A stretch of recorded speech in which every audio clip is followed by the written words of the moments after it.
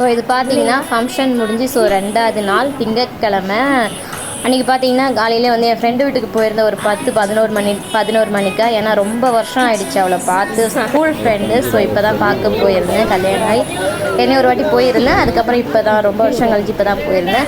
அதுக்கப்புறம் பார்த்திங்கன்னா ஃப்ரெண்டு வீட்டுக்கு போயிட்டு திரும்பி அண்ணன் வீட்டுக்கு போயிருந்தேன். ஏன்னா எங்கள் வீட்டில் எங்கள் வீட்டில் வந்து ஒரு இது இருக்குது, என்னென்னா எந்த ஒரு ஃபங்க்ஷனாக இருந்தாலும் மறுநாள் சொல்லுவாங்கல்ல, 2வது நாள் கும்பலாக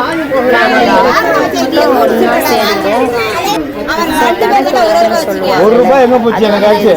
ஸோ எவ்வளோ வரவு எவ்வளோ செலவு அப்படின்னு சொல்லிட்டு அதெல்லாம் பேசிகிட்டு இருப்பாங்க.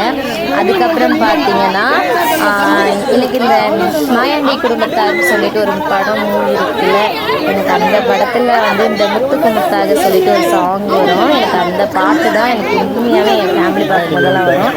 ஏன்னா எந்த பாட்டுக்கு பார்த்தாலும் சரி, ஒரு ஃபங்க்ஷன் டைம் ஆகட்டும் சரி, எந்த இதுவாலும் சரி, கும்பலாக சேர்ந்துடுவோம்.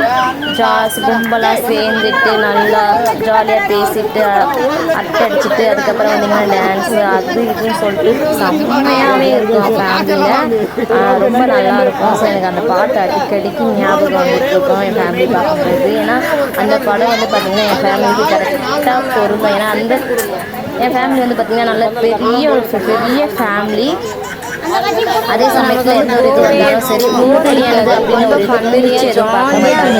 எல்லாமே எல்லாம் நம்ம வீட்டு தேவை ஃபங்க்ஷன் டைமில் சரி சரி சரி மாதிரி எல்லாருமே சேர்ந்துட்டு ஒரு எப்படி சொல்லுவாங்க போயிடுவாங்க. ஸோ எங்கள் வீட்டில் வந்து பார்த்தீங்கன்னா அதே சமயத்தில் எதுனாலும் சரி எல்லாருமே ஒன்று சேர்ந்து எனக்கு தெரியாது, ஒவ்வொன்று பண்ணிட்டு எல்லாருமே செய்வாங்க.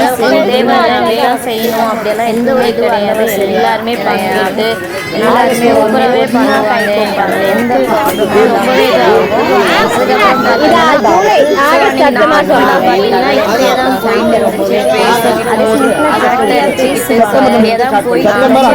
ரொம்ப நல்லாவே போச்சு.